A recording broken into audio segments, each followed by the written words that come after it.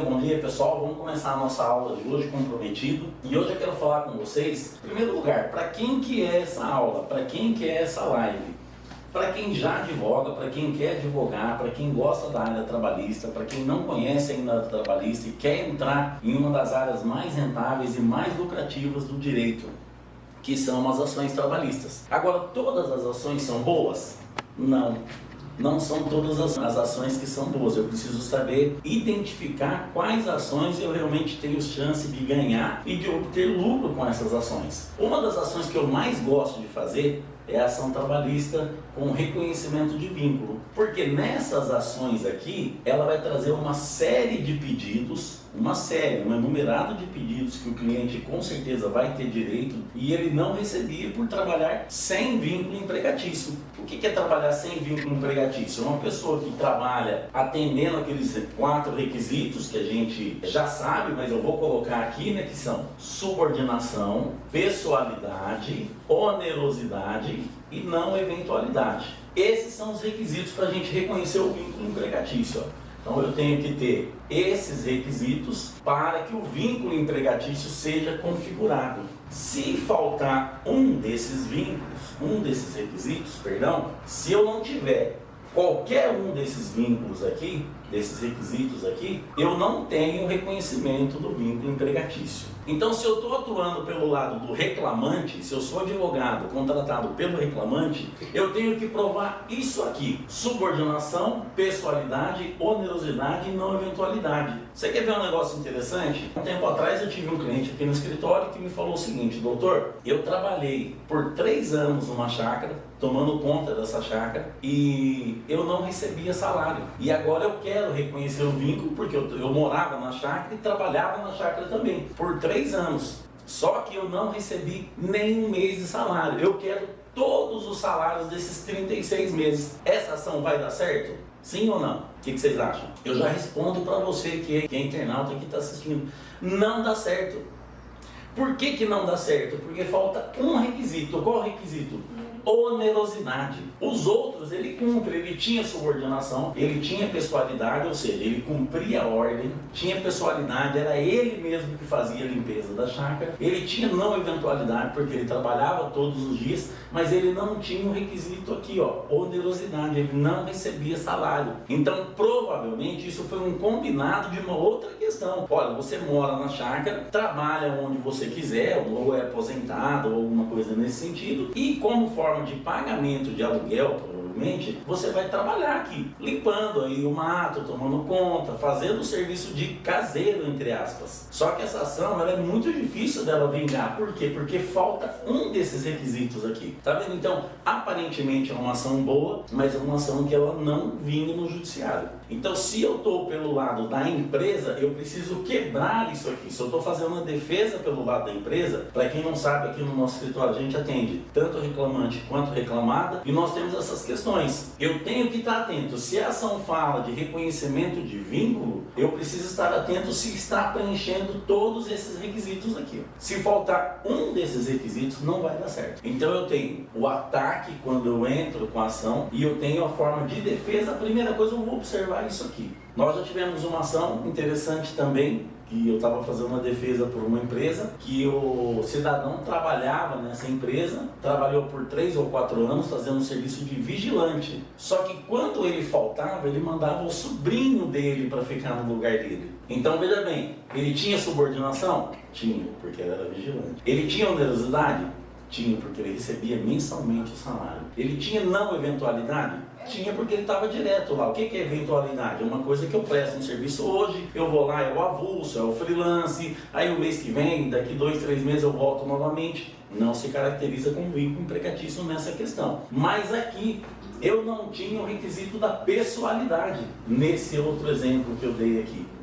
Ele podia mandar outra pessoa no lugar. Ele podia mandar outra pessoa. Então o que eu fiz na hora lá na audiência? Qual a perguntinha que eu fiz para ele? Seu João, não me recordo o nome do cliente agora, mas vamos pensar. Seu João, quando o senhor faltava, o senhor mandava alguém lá no seu lugar para o setor não ficar descoberto? Qual foi a resposta dele? Sim, eu mandava o meu sobrinho. O que aconteceu com a ação? Desagou na improcedência.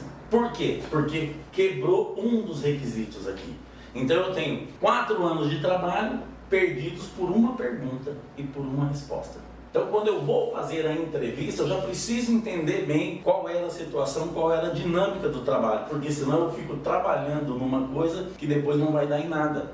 Então, é importante que a gente saiba que, para ganhar a ação, eu tenho que estar presente esses 4 requisitos. Se faltou um deles, não vai dar certo. Agora, vamos lá comigo, vamos pensar aqui, ó. Essa aqui é fácil, aqui é tranquilo, né? Reconheceu, se eu provei isso aqui, eu já reconheço o vínculo. Como é que as empresas têm trabalhado hoje de forma de mascarar o direito do trabalhador? Eu não estou dizendo aqui quando isso realmente reflete a realidade, mas muitas empresas estão abrindo MEI no nome dos colaboradores. Ela abre o MEI e põe o colaborador para trabalhar como se ele fosse empresário. Vai dar certo isso? Não vai dar certo. É o que a gente chama lá de pejotização. Isso aqui é ruim, isso aqui é pior ainda. Agora, isso aqui é bom? PJ? O que é PJ? É pessoa jurídica. É bom quando eu faço dentro de uma realidade. E nós temos que saber que lá na Justiça do Trabalho, o que vigora não são os documentos, o que vigora é o princípio da primazia da realidade. Então, eu tinha PJ lá? Tinha, eu tinha CNPJ, eu prestava serviço, eu emitia nota, mas analisando isso aqui e analisando isso aqui, se eu tenho um PJ, mas eu trabalho nesses moldes aqui, eu não tenho PJ. Então, na verdade, eu sou empregado mascarado por PJ ou MEI. Ah, eu abri uma empresa para prestar serviço dentro de outra empresa. Isso pode? Pode. A legislação permite. Só que eu não posso estar dentro desse organograma aqui, ó. Então, se você está atendendo um cliente que ele fala para você, não, mas eu era PJ lá na empresa, o que você tem que perguntar para ele, viu? Você tinha subordinação? Tinha. Tinha pessoalidade? Tinha, porque eu sou PJ, mas era só eu. Tinha onerosidade? Sim. Era regular essa onerosidade? Era. Tinha não eventualidade? Tinha. Então, nós não temos PJ, nós temos vínculo empregatício. Então eu tenho que perguntar para o cliente, mesmo que ele fale que é PJ, eu tenho que fazer essas perguntas aqui, porque na cabeça dele ele não sabe. Na cabeça dele ele é MEI. Mas será que ele é um MEI de verdade? Acompanha comigo, você acha que é o MEI verdadeiro? Aquele que trabalha cumprindo horário, não pode enviar ninguém, não pode faltar. Se ele faltar, ele tem que avisar a empresa. Se ele perder meio dia de trabalho, ele sofre desconto na folha. Ele recebe o limite, ele recebe o pagamento dia 20, dia 5. Será que isso é MEI de verdade? Então é importante que a gente fique atento nisso, porque o dinheiro, ele está aqui, ó, e entender. Logo na entrevista, eu já falei isso aqui em outras lives, logo na entrevista eu preciso entender se eu tenho como descaracterizar isso e isso para virar isso. Ou seja, eu tiro o PJ e o MEI da jogada e entro com reconhecimento de vínculo. Nós já tivemos vários casos aqui no escritório, vários. Posso ser MEI? Posso, mas eu tenho que obedecer à lei do MEI. Eu não posso cair nessa regra aqui. É importante que eu faça essa leitura de cada cliente, tanto quando eu estou atuando pelo lado do empregado, pelo lado do reclamante, quando eu estiver atuando pelo lado da empresa. Se a empresa vem também e pede para você fazer defesa, e aqui eu estou falando agora com um advogado de reclamada. Se a empresa fala para você fazer uma defesa, eu preciso analisar isso aqui, ó. Qual é a base de tudo que ele está pedindo? A base é isso aqui. Ah, mas ele está pedindo hora extra. A base é isso aqui. Se eu quebrar isso aqui, não tem hora extra, não tem férias, não tem 13º, não tem nada. Eu tenho que quebrar isso aqui. Então, o que é a tese, na verdade? A tese é isso aqui. Tanto para você ganhar a ação, quanto para você perder a ação. Aí depende de que lado você está atuando. É importante que a gente saiba isso aqui, ó. Ultrapassado isso, qual é a consequência quando eu estou trabalhando pelo lado do reclamante? Então vamos lá. Agora nós vamos pensar agora na consequência jurídica. A palavra de falar reconhecer o vínculo é uma palavra muito bonita, muito forte. Olha, eu entrei, eu reconheci o vínculo empregatício. Mas qual é a consequência disso? Porque lembrando, na área do direito, todas as ações, elas têm um objetivo. Qual é o objetivo? Eu reconheci o vínculo e eu ganhei dinheiro para o meu cliente. Eu reconheci o vínculo e eu ganhei dinheiro para mim, para o meu escritório e para o cliente. Ou eu quebrei o vínculo, eu economizei dinheiro do meu cliente. Consequentemente, eu ganhei dinheiro. Então, eu preciso analisar sobre esse prisma. Porque, veja bem, vamos pensar aqui. Se eu tenho um reconhecimento de vínculo, ou eu quebro esse PJ, ou eu quebro o MEI, ou seja, eu descaracterizo isso aqui e torno isso como reconhecimento de vínculo, a paulada aqui é grande. E aí nós vamos começar, nós vamos falar aqui agora de quando eu reconheço o vínculo empregatício, o que que acontece? Eu vou ter aí, olha os pedidos que vão surgir aqui do reconhecimento de vínculo. Nós vamos ter, não vamos falar de todos, vamos falar dos principais aqui. Eu tenho saldo de salário, vai deixando a sua dúvida aí, vai perguntando também, se tiver qualquer dúvida, qualquer pergunta, pode deixar que vai respondendo. Então eu tenho saldo de salário, eu tenho férias, mais um terço. São as verbas rescisórias, né, doutor? Isso, nós vamos entrar aqui nas verbas rescisórias, porque eu preciso saber o que vai acontecer quando eu ganho esse reconhecimento de vínculo aqui. Então eu tenho que calcular, nós vamos agora calcular as verbas, nós vamos falar quais verbas tem aqui decorrente do reconhecimento de vínculo, porque, veja bem, tem muito advogado que não conhece o direito do trabalho ainda e está deixando muito dinheiro na mesa, e às vezes um pedido é dinheiro na mesa, 2 pedidos é dinheiro na mesa, 3 pedidos é dinheiro na mesa, é dinheiro que você deixa numa negociação, por às vezes não colocar todos os pedidos que seu cliente pode ter direito. Então eu tenho que colocar todos os pedidos. Eu não tenho um pedido na Justiça do Trabalho, um pedido que vai me dar 10 mil reais. Não. É uma junção de pedidos que vai fazer a sua ação valer 10 mil, 20 mil, 30 mil, 40 mil, 50 mil, 100 mil, 200 mil. Aí depende de uma série de fatores. Então vamos lá. Se eu reconheço o vínculo, eu tenho geralmente saldo de salário, férias, o 13º, FGTS mais 40%, mais um aviso prévio. Normalmente eu tenho horas extras, porque a pessoa que trabalha nesse sistema de PJ ou de MEI, ela trabalha mais do que 8 horas, então eu tenho horas extras, mais 50%, né? O que mais que a gente tem aqui? Insalubridade. Pode ter insalubridade, eu posso ter periculosidade. O que mais eu posso ter aqui? Dependendo do tempo que a pessoa trabalha, eu tenho seguro-desemprego. Anotação na carteira. Anotação na carteira, tem que fazer esse pedido. Anotação na carteira. O que mais? Então eu tenho isso aqui de verbas rescisórias, mais as multas, né? Eu tenho multas. Condicionais? Não, 467. 467 e 477. E tem os comissos também.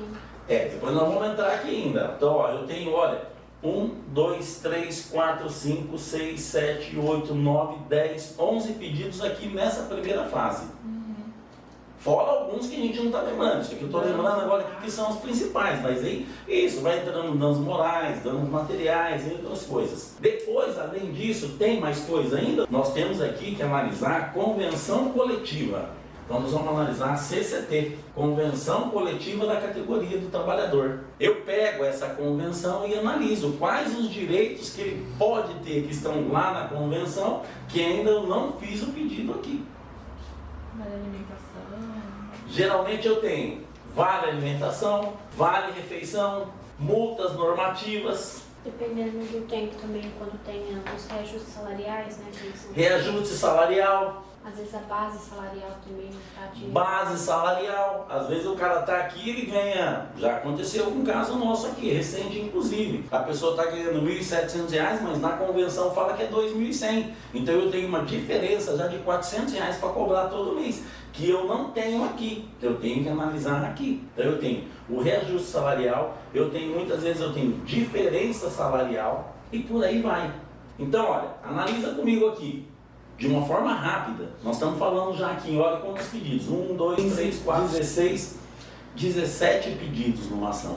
Às vezes as horas extras também alteram, né? Às vezes horas extras altera aqui o valor. Então é um conjunto de coisas, eu tenho que analisar isso aqui que eu já sei, que é o direito material normal, básico, e depois eu entro nisso aqui. E eu tenho visto muita gente fazendo os pedidos aqui, a indenização pelo dissídio, dependendo da época que ele for mandado embora, a gente tem esse direito, aqui na convenção também determina indenização pelo dissídio. Então, doutoras e doutores, vocês que estão aqui ao vivo e vocês que estão assistindo aí pela internet, presta atenção comigo quanto dinheiro a gente pode estar deixando na mesa. É uma das áreas que eu mais gosto, sou suspeito de falar, mas é uma das áreas mais lucrativas que tem para a gente atuar. Só que eu preciso identificar o direito, eu preciso conhecer o direito do meu cliente. Senão eu tenho esse problema de não extrair o melhor daquilo que o cliente traz. Doutor, tem uma pergunta aqui. Pode da perguntar. Michele. Vamos lá. Um cargo de comissão tem quais direitos? Cargo de comissão, Então não entendi bem a pergunta, mas se ela puder explicar aí depois, eu não entendi bem. Explica para mim, Michele. Explica para mim, a gente vai, deixa ela explicar e a gente vai falar na aula aqui. Mas então é importante o quê? Que eu tenha isso e isso dentro do reconhecimento de vínculo. Agora, eu quero ganhar dinheiro, eu tenho que conhecer tudo isso aqui. Em todas as ações eu tenho que explorar isso aqui. Se eu não exploro isso aqui, eu estou deixando muito dinheiro para trás. Se eu não coloco a convenção coletiva, aí o pessoal me pergunta, quem está assistindo pode me perguntar assim, mas dá trabalho, tem que fazer tudo isso aqui, analisar a convenção. Mas gente, dá trabalho, ganhar dinheiro dá trabalho, só que é muito satisfatório quando você vai com essa tese bem fechada, bem amarrada, sabendo as perguntas que você precisa fazer, sabendo as provas que você tem que ter, não tem como escapar, não tem como dar errado. Não tem, é praticamente impossível eu perder uma ação. Agora, ela corrigiu. Comissionado. Um cargo comissionado tem quais direitos? O cargo comissionado ele é diferente. Aí precisa analisar daí se é estatutário ou se é seletista. Isso aí é matéria até para uma outra aula, tá? Isso aí tem muita coisa envolvida. Agora vamos aqui seguindo. Então nós temos que entender o seguinte, se eu faço essa questão do reconhecimento de vínculo, eu trago tudo isso aqui para o meu cliente, quanto vale isso? E se eu estou pelo lado da empresa e eu consigo quebrar tudo isso aqui, eu consigo tirar tudo isso aqui, agora eu vou ficar lá discutindo se teve saldo de salário, se teve férias, se não teve, não. Aonde é que eu tenho que atacar para ganhar ação ou para perder ação? Aqui. Se eu fecho esse campo muito bem feito, muito bem trabalhado, isso aqui é uma consequência do pedido. Então eu reconheço o vínculo, isso aqui vem tudo. Por isso que eu falo, as ações de reconhecimento de vínculo, elas são maravilhosas, só que elas são ações um pouco complicadas porque ela exige uma técnica. Ela é a ação que eu chamo do tudo ou nada. Reconhecer o vínculo, automaticamente isso aqui vem tudo. Se eu não reconhecer o vínculo, eu perco tudo. Eu não tenho meio termo aqui.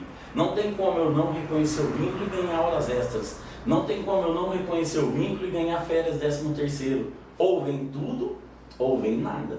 Não são ações de meio termo. Diferentemente de outras ações. Às vezes eu consigo pedir essa daqui, não. Essa ou eu ganho tudo ou eu ganho nada. Não tem outro meio termo. Agora, o que é que a gente tem que utilizar de prova? Vamos escrever aqui agora. É importante que eu tenho visto muitas ações do pessoal que faz as ações, mas eles não colocam as provas. Quais provas eu utilizo para reconhecer vínculo empregatício? Vamos lá, você que está assistindo aí, manda aí qual prova você tem utilizado. E vocês aqui, doutora, qual prova você acha que a gente pode utilizar aqui para reconhecimento de vínculo? Me fala uma, doutora. Extrato de pagamento. Extrato de pagamento, ótimo. Vamos escrever aqui como PIX, mas aí pode ser PIX, TED, transferência e tal. Uma outra prova, doutora? Cartão de ponto. Cartão de ponto. Às vezes o cliente não tem acesso a isso, mas é uma prova também. Mas às vezes não tem, porque geralmente essa é uma prova mais difícil, porque geralmente ele não tem, é difícil ele ter, e as empresas não deixam também, né? Quem trabalha sem reconhecimento de vínculo, muitas vezes não faz isso. Mas aqui, ó, eu tenho o PIX, eu posso ter o crachá. Uniforme. Crachá, olha lá, uniforme. Fotos, conversas num aplicativo de WhatsApp. Eu posso Conversa ter também mostrar várias coisas, né? Subordinação. muita coisa. Eu posso ter uma coisa que pouca gente está utilizando hoje, mas eu vi que é uma corrente, é uma tendência muito grande. Nós já conversamos para começar a utilizar aqui também. Existe uma ferramenta no próprio celular que se chama ferramenta de geolocalização.